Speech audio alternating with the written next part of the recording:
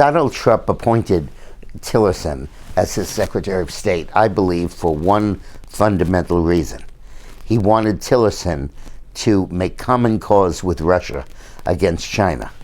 As I explained in my video yesterday, I believe that's the core of what Trump is attempting to do. I think Trump is reverse engineering what Nixon did. When Nixon got the U.S. and China closer to pressure Russia to stop helping North Vietnam, I believe Trump is going to get the U.S. and Russia closer to pressure China to ratchet back its economic trade practices and cut back its military aggressiveness. I think that that's a brilliant strategy by Trump. And he put a deal maker in as Secretary of State. He approaches the dealing from 2 points of view. The first is ExxonMobil has a long history of working with the Russians and of cooperation with the Russians, which makes them the perfect, or the CEO, the perfect guy to orchestrate a global coalition of this sort. And secondly, he's in the oil business, ExxonMobil. And Russia is entirely an energy-dependent economy. Over half of its GDP comes from oil and gas production. Who better to understand the dynamics of the Russian economy, the dynamics of how to leverage their oil dependency to make them move in concert with the United States?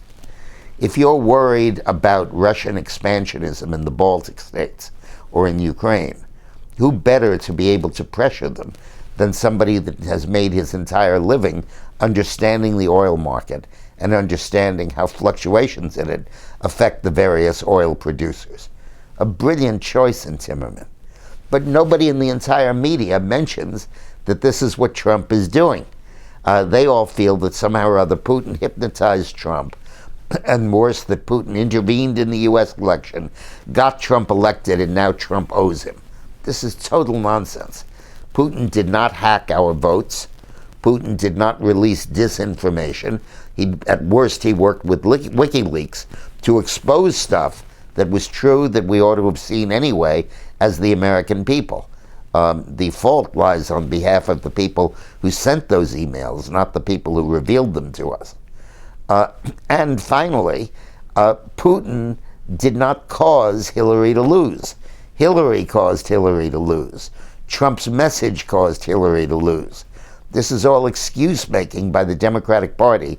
Blame it on the Russians so they don't have to blame it on themselves, and God help them, they don't have to blame Hillary and her secret server and her Clinton Foundation stuff. Nope, none of that played a role. It was all Russian disinformation.